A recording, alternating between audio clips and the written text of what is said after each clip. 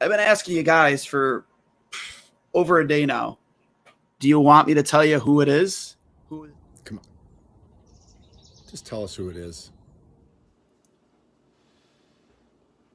Duane, come on, man. Just tell me who it is. I don't know. I mean, it's pretty big. It's a big deal. I've had it up to here, Duane. Just tell us who it is. All right, Duane. No cap. Enough is enough. Just tell us who this guest is. Duane, who is on the damn show?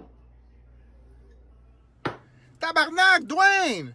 Who's on the show? Duane, who the hell are you having on your show? I need to know. Duane, can you tell us who it is? Ooh. Dom, should we tell him? Duane, who is it? Duane, who you got? Come on, Duane, you're killing us, man. Who is it? Please, let us know. Duane, really? I'm sitting here shirtless like Kucherov, except I don't drink Bud Light or any alcohol anymore. Who is it? God damn it, Duane! Tell us who it is! Duane, who has the gabagool? Duane, who is it? Come on, Duane, let me know. Come on, goalie to goalie. Just spill the beans. Come on. I guess we could tell him.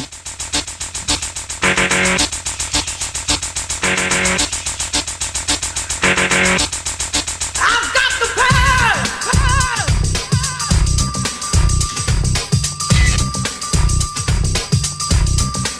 I've got the power!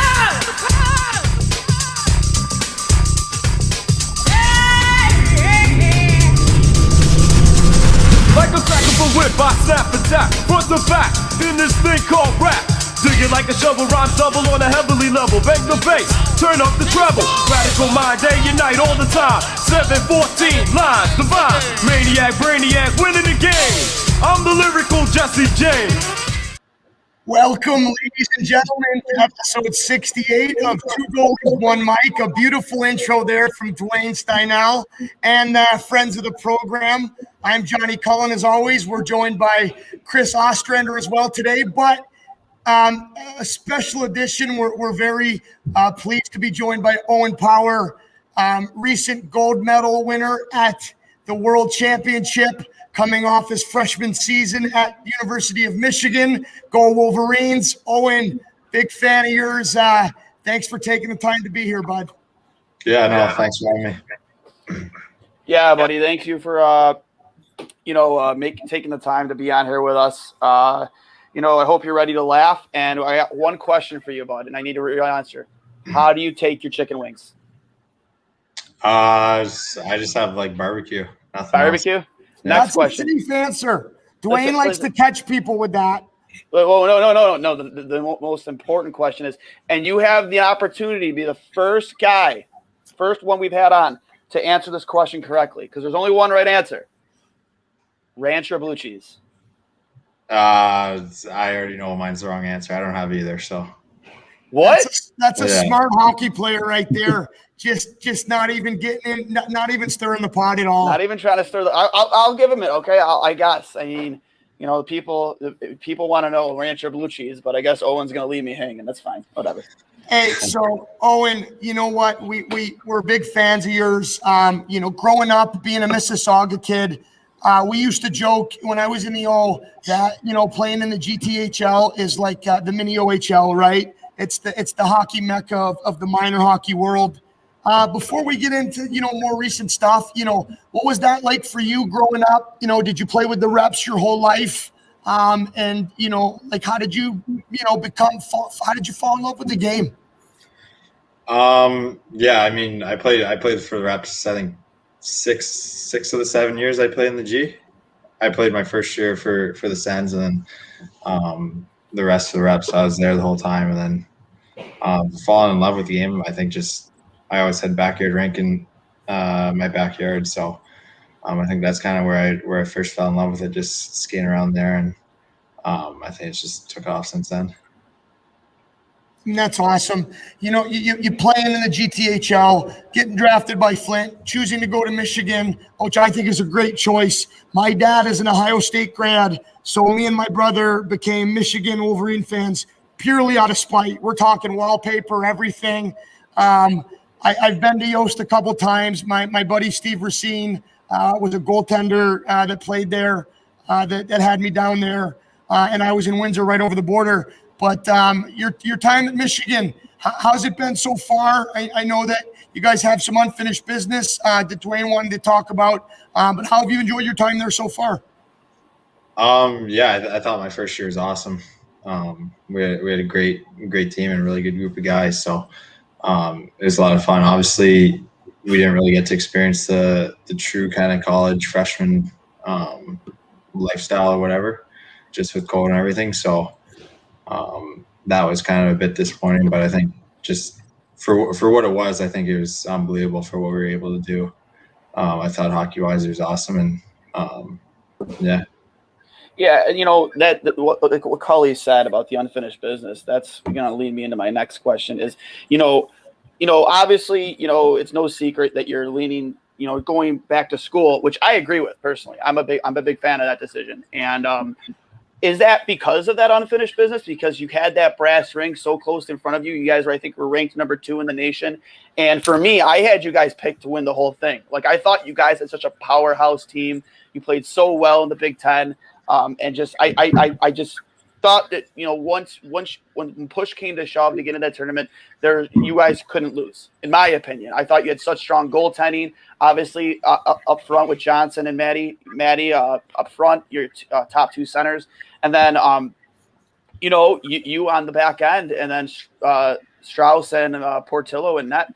I just thought you guys were so good. Do you feel like that unfinished business is what's really driving that decision for you? Yeah, I think it probably plays a little bit. Just having kind of a really good shot of winning a national championship is definitely something that I would like to do and like to have. But I think a lot of it's just, I think it could be better for my development, just having that extra year and being able to develop another year in college. So it definitely plays a part, but I don't think it's totally based off that. We were talking about it before the show, Owen, and when you look at a guy like Cal McCarr, right, has a good season at UMass his freshman year, decides to go back after being a high pick, and it benefited him greatly, right? You see him make that transition into Colorado and instantly become, a top 10 defenseman, right? More comfortable, able to play that 200-foot game that you play as well, be a power play quarterback, but have that jam to play in your own end, which you do so well, right? So, like, you see the similarities, right? You guys aren't the same players, but, his decision obviously worked out for him. So, obviously there's some, proof in the pudding that there's, it's a good idea to have that. I think you highlighted on something, and I wanted to bring it up. Yost is such a special building to play in, right? Mm-hmm. I'm sure from the first time you visited Michigan to every day you're in there, it's the pride of putting on that jersey and wanting to play in front of those fans in that university. And not being able to do that in a non-normal year, it must have been tough. Tell me a little bit about that. It's obviously got to be a weird year this year, coming in after 2 good years in the USHL, expecting to, be playing in front of packed houses and one of the best conferences in hockey. And then, COVID hits. Yeah, I mean, I think going my first visit there, I went and watched the game, and it was unbelievable there. Just the atmosphere. So obviously that's something you kind of look forward to is playing in front of Yost. And then when the decision was made to not really allow any fans, it was a bit disappointing. But I mean, at the end of the day, we were able to play hockey where there's plenty of kids that didn't even get a season. So I think you just had to look at the positives in that situation. Hey, Owen, I had a question for you about, obviously with the obvious COVID impacts notwithstanding, how was life at Michigan, from the hockey perspective differ from your time with Chicago and the USHL? You mean like at the rink or like just in general? Yeah, just more or less in general, just in terms of, the time you spent with Chicago, whether it be, practice, billeting, you name it. Versus how things were run in Michigan. Yeah, I mean, I think at the rink is pretty similar. You're practicing pretty much every day. You're working out all the time, but I think definitely away from the rink it was a lot different. In Chicago, you go home to a billet, you have food kind of ready for you once you come home, and it's kind of like second parents. Most billets, especially mine, we're second parents. We're in college. You're going back to a house. That's just guys on the team living there. You got to make your own dinner or go get your own dinner, do your own laundry, clean, and all that stuff. So I think you definitely got to grow up a little bit, moving from college to or from the USHL. So I think that's just away from the rink was probably the biggest difference. I mean, I remember being spoiled, Owen. I was a suitcase. I got traded 4 times, but I was lucky. I had the best billets in the world, right?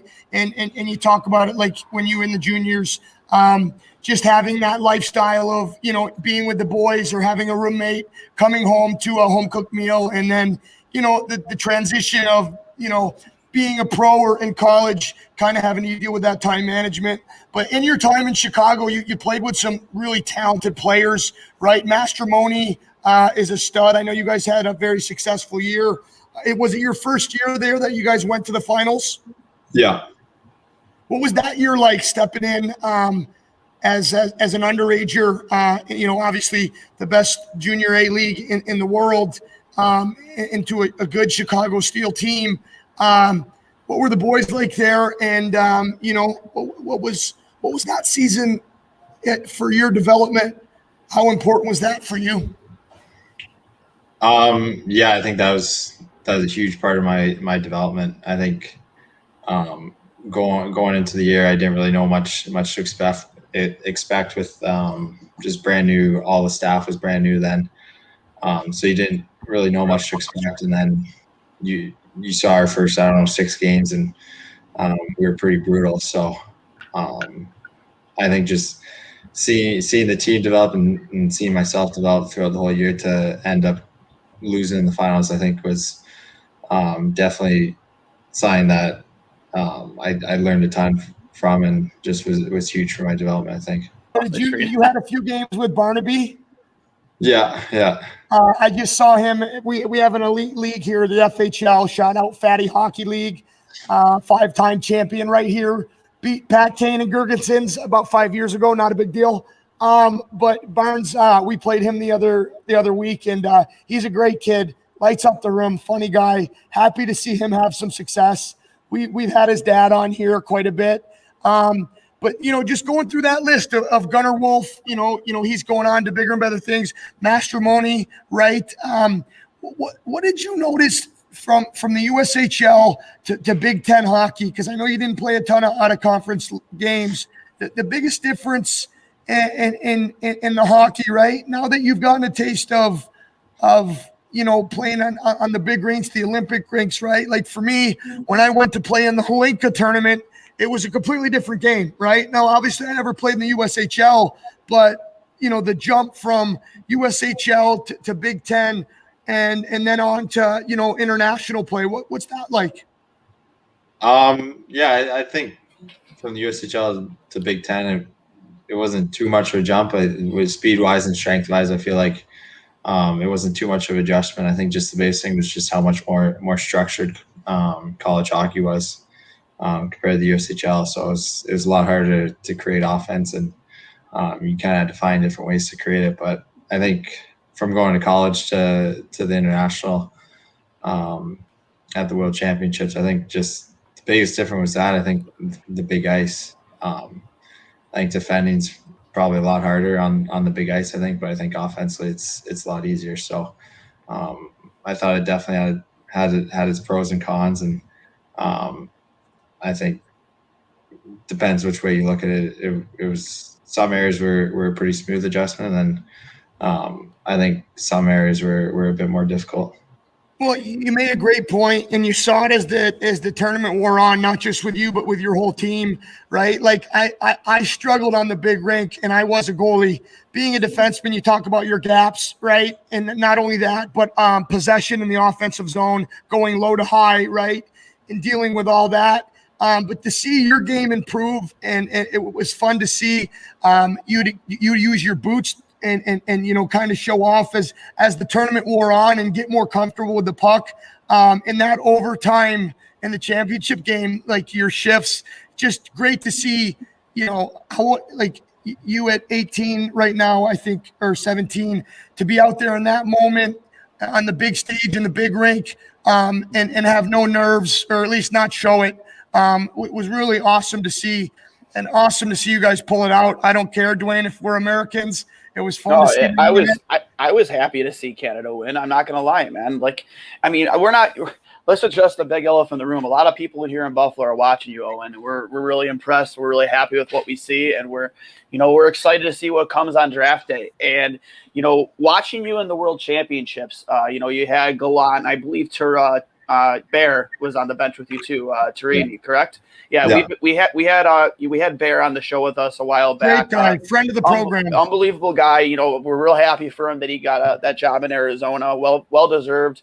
Before they made the decision for Granato here, he was at the top of my list for the coaching position here in Buffalo.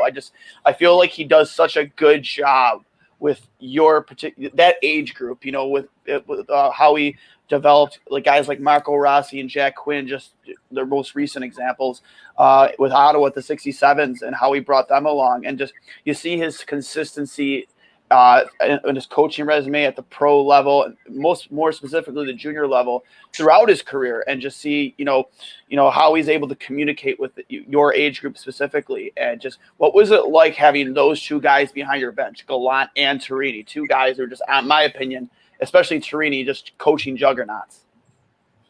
I think both of them were unreal coaches, and I think especially for me, they did a really good job of just kind of give me the confidence and letting me go out and play my game. So obviously they would say stuff to me when things needed to be said, or they saw something in the game. But I think for the most part, they kind of just said, go out there, play your game, and don't be afraid to make mistakes. So I think being a young guy in that tournament, I think that kind of confidence in them definitely helped me continue to grow throughout the tournament.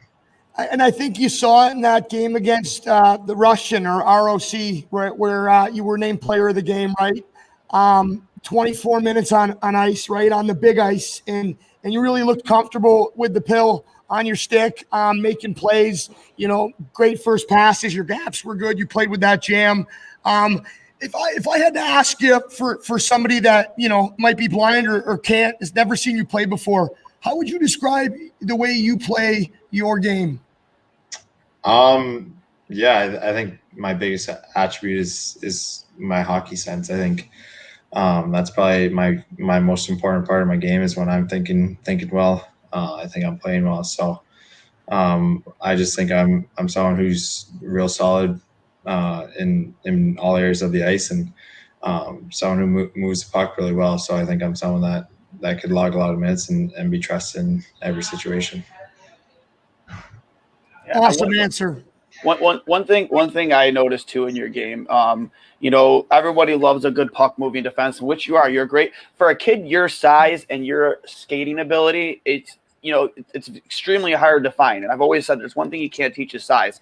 And you have a good pair of boots on a kid your size. Great pair of boots on him, Duane. Great pair of boots, yes. And one thing I did notice too is you don't pressure yourself to feel like you have to always move the puck up yourself. You're not afraid to make those short passes to your wingers, to your center, and let them and have trust in them to move the puck up the ice. That's another thing I loved about your game, watching you over the past year. Because again, obviously we're keeping an eye on guys like you and here in Buffalo. I just that's one thing that really stood out to me, is you just never really felt that pressure to just push it up yourself. You were willing to have trust in your forward group to do that job for you. I think for sure, definitely, I'm just someone that just, if I see a play, I make it. So I think it's a lot of times whether or not guys are in good positions to make plays after I make the pass. So I think I have the ability to read the opposing team well, and put my teammates in good spots where they get favorable pucks and are able to make plays off of it. I Sorry, go ahead, Chris. Oh, yeah, you mentioned that the staff at the World Championships really gave you the opportunity to play with confidence. I was just curious to know, like, was there any sort of adjustment period that you felt? You're speaking quite a bit about, obviously playing confidence with the puck and having a lot of confidence in your game. But in terms of that level up at the World Championships, did you feel that there was an adjustment period for you, or were you feeling like you were pretty well up to speed right from the get-go? I thought I was pretty well up to speed. We had I think 3 days of practice, and in those practices, I thought I had 3 really good practices. So kind of going into the first game, I was pretty confident. I didn't know how much exactly I was going to play, so I was just kind of waiting in confidence, or waiting for my number to be called, and then ended up going out just playing confident. Mm-hmm. And building on that, right? Like, I think you saw it as the tournament went on, and you played with Troy quite a bit, right? And playing with a guy like that, it seems to you talked about your hockey sense and being in the right spot. The one thing I noticed against, playing against guys like Drew Doughty and Pietrangelo and Ellis are the best that I've ever played against, and I see a lot of that in your game, is just being able to put your partner in good spots consistently, right? And being able to read the ice. And I think that's something you do tremendously well. And it's only going to serve you well as you make, your way back either into the NCAA or the NHL. But back to that final game, what's it like when the big ice 3-on-3, right? Like 5-on-5 is tough enough. You had played a ton in that game too, going into it. I think you played them 10 minutes in the third. And then, into that overtime, I played with Connor Brown's brother, Jeff, in Windsor. And so I know Breeze to Grease. So I was really happy to see him there on the winning goal. But what was that like, 3-on-3 on the big ice? Yeah, for 3-on-3, honestly, I don't think there's that much of a difference with the big ice. I think 3-on-3 normal ice, you're a lot of it's perimeter, and you're trying to get to the middle, and the team's kind of just preventing you going from the middle. So I think it's kind of the same thing on the big ice. It's still perimeter, and teams are not really trying to allow you to get to the middle. So obviously you could go out wider and just be more out of position to score or whatever. But I think the offensively and defensively, it's kind of the same concepts in what you're trying to do. A lot of, like, you'll hear in the media a fair bit, the idea that the kind of the fun and the spontaneity of 3-on-3 is getting coached out of the game. Was there, and without besmirching the coaching staff at the Worlds, but was there a fair bit of, were they kind of putting the handcuffs on you guys at all when it came to 3-on-3, or were they willing to let you guys open it up, if and when you got there? No, I mean, they just said kind of go out and play. I think 3-on-3s, it's pretty hard to sit back and just play defensive. I don't think there's any way you could win if you're doing that. So I think you gotta go and take risks. Obviously not super risky ones, but I think just go out there and try and make plays. So I wouldn't say they held us back at all with the overtime. I think it was just kind of go out there and try and win. And I think you saw that right away, and maybe it was your first shift. You made a play from below the goal line that might have hit a stick or a skate that bounced in front, and Coops was there to make a good play, right? But talking about that offensive mentality, right? You have to have that, like you said, or else, you're going to end up playing to lose, right? So it was fun to see the way you guys attacked that overtime period and get the win. I had one more question before I kicked it back over to you guys, Duane and Chris. Going back to your college debut and having that 3-point game with 2 goals against Arizona State, take me back through that. What was that like? First time putting on the blue and maize, the maize and blue, and playing in your first collegiate game with the boys. Yeah, I think that was definitely a pretty special game also. I think I scored my first college goal in that game, and we had a big win. So I think that was another game where I didn't really know what to expect going into the game. I didn't know much about Arizona, and then just when I got into the game and was able to kind of get a point pretty early on, it was I think pretty good and was able to settle me down pretty quickly. Awesome. One of the things I want to rewind it back a little bit. And I think it was Chris brought it up earlier about the differences between going from the USHL, the structure of that compared to the D1 college. How did the COVID world kind of affect that for you this past year? What kind of things were you able to do? Weren't you able to do? And are you looking forward to those restrictions obviously being removed? So you can finally just have just a simple workout or a lunch with your teammates. Yeah, we were lucky where we were kind of able to work out as a team or not full as a team, but I think you never really work out full as a team. There's I think 3 groups just in whatever one you could make with your classes. That's what you're in. So, but we were able to eat dinner at the rink with the whole team. So we were lucky in that sense. Where I think other teams probably weren't allowed to. But away from the rink, we only saw like teammates, no one else really. So that was, I think, probably the biggest difference is we weren't allowed going out or seeing anyone else really. What's the one thing you're looking forward to most next year on campus? Be honest. I mean, if you could say playing in front of fans or like going to see non-hockey related, can't be hockey related. Just what's the one thing you're looking forward to most about just being a college student?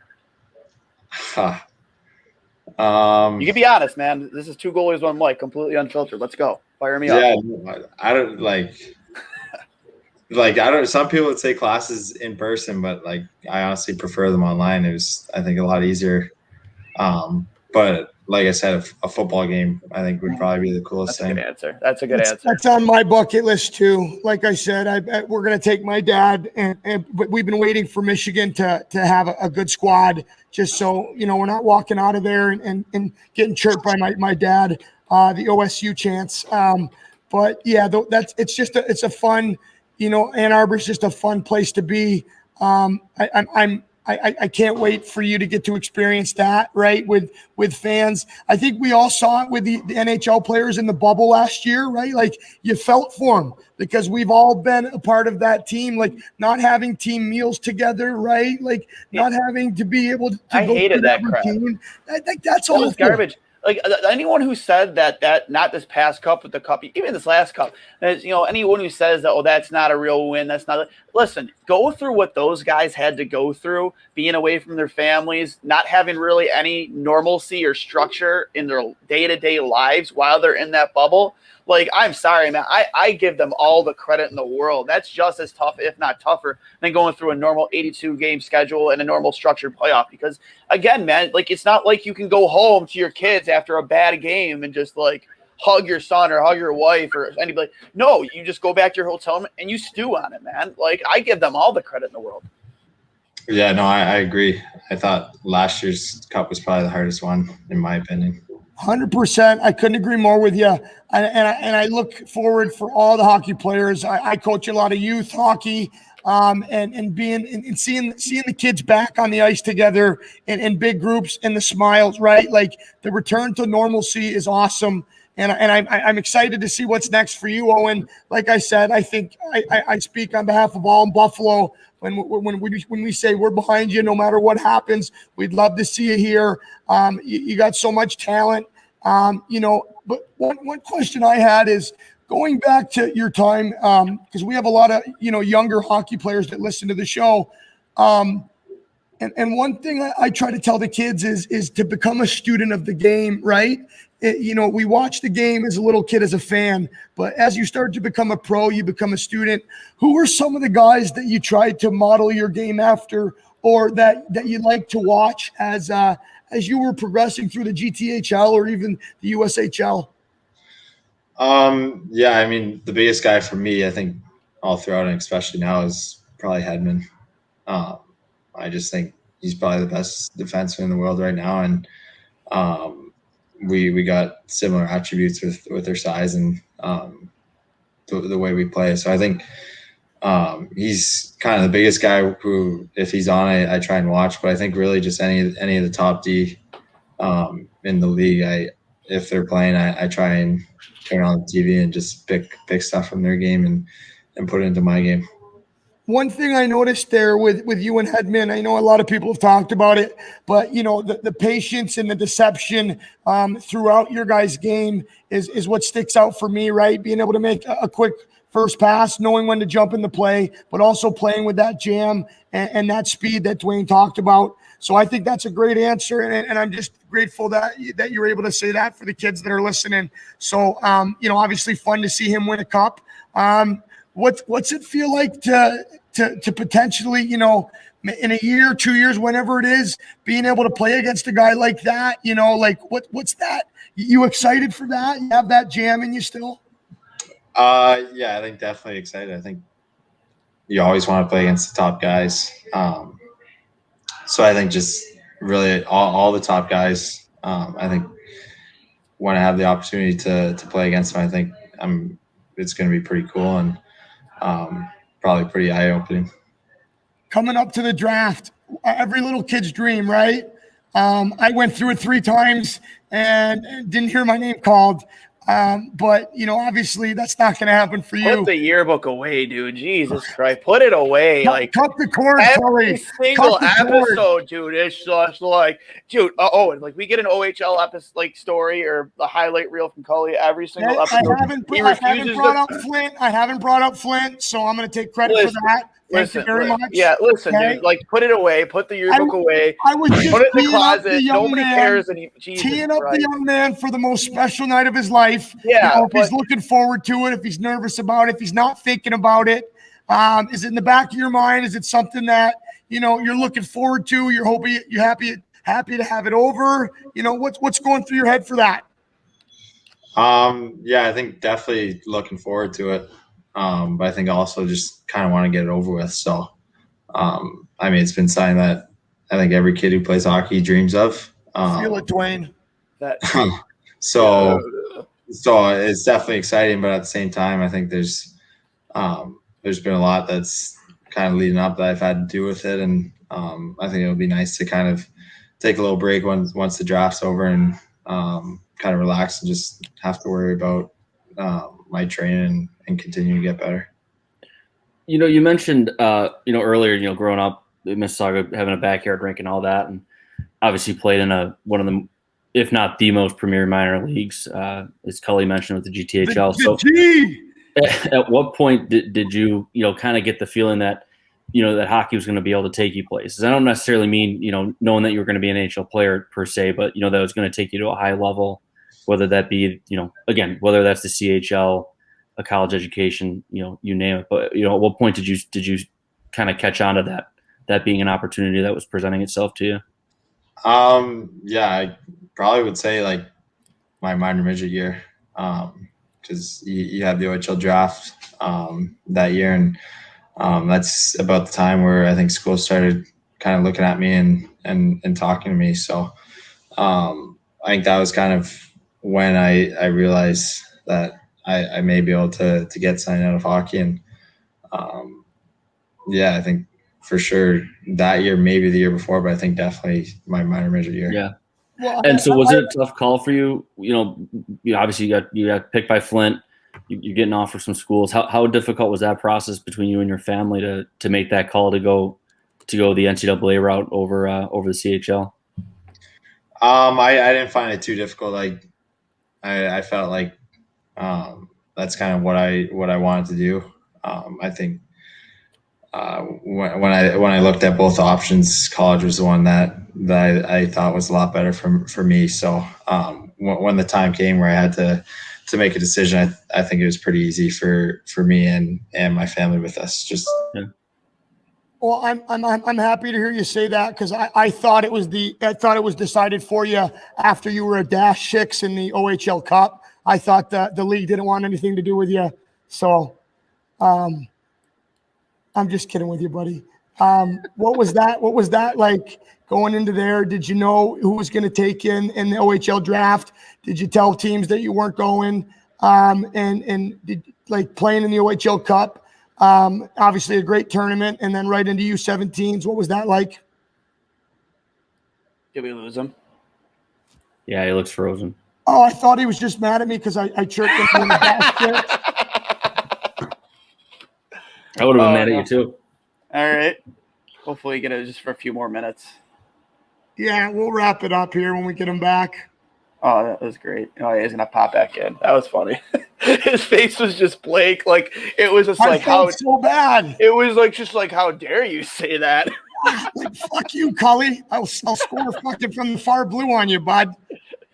You will too. Oh my god. No, that was a good question, Chris. Just to see, like you go back and talk about the players that played in the GTHL, right? It was amazing. Like Duane, and I'm not talking about me, but you look in the OHL every year and it's like 70% of the league, right? And these kids, right? They play against each other their whole life in that league. So I wonder, it would have, in another life, it would have been fun to play there. And the wild west of the GTHL. Man, I wish I would have just been able to play a higher level hockey just in general. I just, all those stories you guys tell, and I'm guests on the show and you show, that's what I want the most. It's not even, I could have been, oh, he's looking for his charger. I could have been an absolute dog shit goalie, man. You know what I mean? Like, I wouldn't have even cared. Like, I was a shit goalie. Yeah, you said it, not me. But I just wanted to be able to experience just the off the ice stuff, the camaraderie with teammates, just like going out with the boys, just like, just having a good time and just, having that full on experience of being like a college or a junior hockey player. I didn't start playing until I was 12, 13 years old, man. Yeah. It was, goalie was an expensive position. And I had to like beg my dad to finally get me after like 2 years to finally get me involved with it. And, those mechanics, Chris, you guys know, those mechanics you want to develop them at an early age, not when you're 13 years old. You're already starting that late as it is. Yeah. No, I remember my senior year, we opened like our second semester, we got permission to come into school early. And so me and my buddies all lived in a house and we had like 3 freshmen living with us for the first, week, the last week and a half of winter break. And it was like one of the best parts of playing when we were in school. Like we'd go to the rink 2 days just to get back in shape from winter break, and like no school or anything like that. It was the best.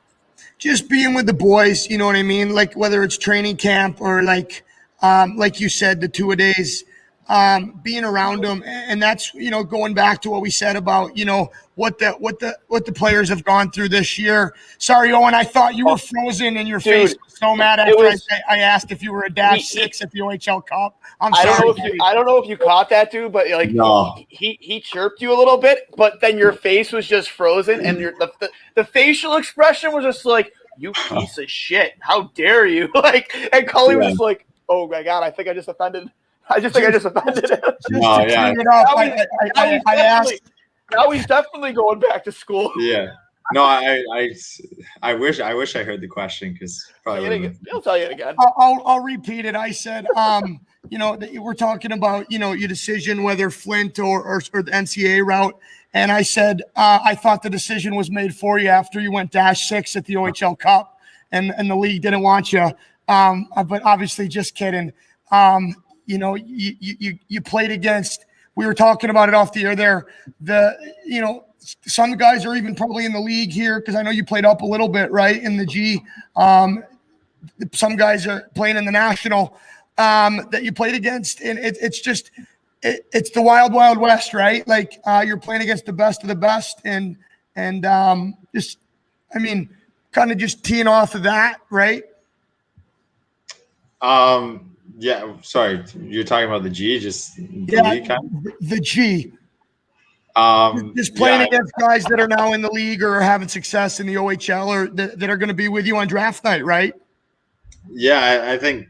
I think most of them got drafted last year just because I'm a late birthday, and most of them weren't. So I think just watching the last draft, it was pretty cool.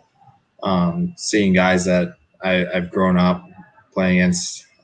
And playing with, getting drafted, and then even this year, just seeing guys that again I played against and grew up with, making debuts in the NHL and playing in the NHL. Well, you've worked your whole life, and everybody that talks about you, that has been played with you, speaks about your work ethic and your character, and the type of person you are, right? And somebody that would go through a wall for his teammates, and somebody that you would want standing next to you in a war, right? My last question for you, bud, was what was that first feeling like putting on the red and black and white for Canada? Growing up in Mississauga, right? Everybody's dream is to play, whether it's 17s or the U20s, right? Or the World Championships. What was that feeling like? Yeah, I think that was unbelievable. I think my first time was at the U17 tournament. I think it's just a dream come true. I think every Canadian kid wants to play for the country. So I think when I was able to do that, it was just an unbelievable feeling. I think I got the same feeling again when I put it on at the World Championships this year. It's kind of the same type feeling where you're just so proud and honored to be able to wear it. All right, Well said. Well, it's two last quick questions for me. On that backyard rink you grew up playing on, every kid did this, right? We all wear our favorite players' jerseys. We all went through, especially when we're yay tall or whatever, we're always like picturing in our heads scoring that big goal, throwing our arms in the air, Gordon Bombay in it, Charlie Conway, whatever, from Mighty Ducks. And just who were you? Whose jersey were you wearing? What player were you emulating, and who were you scoring on? I was definitely Crosby. Of course you were. Yeah, I don't know who I would have been scoring on though. That's a tough one, but 100% Crosby, and probably just scoring on any goalie I could think of. Any goalie you could think of, man. Yeah. I mean, it was a heartbreaker when he scored on Miller. 2 different occasions, Winter Classic and win the gold, man. That really, that's a sore subject here in Buffalo. But I was actually present at the Winter Classic, the very first one they ever did, and watching that shootout directly behind Miller, man, that was a heartbreaker, absolute heartbreaker. But my last question for you, buddy, is when you're decompressing, dude, just away from the rink, away from hockey, like what are you watching on Netflix? What movies are you watching? What are you snacking on? Like what Owen Power, just a kid. Like, what are you doing? Like, what's your life like? Yeah, I mean, everyone always asks me what Netflix or movies I watch, but honestly, I'm not like a big like TV or movie guy. So I don't really watch much. If I'm not watching like hockey, I'll probably, and I'm watching TV, I'll turn on another sport, basketball or baseball or football or whatever. How do you feel about the finals? Basketball? Yeah. I honestly haven't been following it that much. Oh, no way. Oh, yeah, I mean, it's weird, man. LeBron's not in the finals, like what the heck, Hey, that's first time in a decade, but like it's just like you're so used to seeing that guy in the finals in somebody's jersey, first time in a long time. Yeah, no. I follow the scores and stuff, but I haven't really watched any of the games, sat down and watched them. So are you a golfer? Yeah, big time. I'm not golfer. Very good, but I try and play as much as I can. Or what's your handicap? Probably around a 10. Around a 10? Yeah. Not a big deal. You're kicking the shit out of me. I'm not going golfing with him, that's for sure. Cully shooting 120. I'll drive the cart. I don't care. I'll drive the cart. I'll be your chauffeur. Yeah. I'm not competing with a 10 handicap. My last question for you: in another life where let's just say hockey doesn't exist or you never got introduced to it, what is Owen Power's profession? What does he go to school for? What would he be doing? I think definitely another sport. What was your second sport? You golf guy? I'd want to play on the PGA Tour, but love it. I'm not even close to being good enough. So the most realistic one would probably be playing like in the lacrosse league, the pro lacrosse league or whatever. But did you grow up playing box at all? Yeah, I actually like box way better than field. Box is awesome. Okay. The similarities to hockey are great. Who's your most hated athlete? That was the only question I'd ask. Who do you hate the most? Any athlete across the board, hockey and any other sport. Who do you hate, and who would you hate to play against? I mean, I think the guy that I dislike the most is probably LeBron. not a big fan of him at all, but Great answer. for someone I wouldn't want to play against is I don't know. You could say Jordan or like Tiger. Or do you mean hockey for that It question? doesn't matter. You know, you're an athlete in that sport. Who are you not lining up against? Yeah, I think for basketball for sure. I don't want to go against Jordan. So you watched The Last Dance, right? Yeah. Oh man, I like this kid. I like this kid. He's already an ace in my book. All right. But hey, listening to the stories of how Jordan took the time to learn different languages to shit talk players, right? Like that for me, like, no, that's a huge part of it, right? No, it's like, great.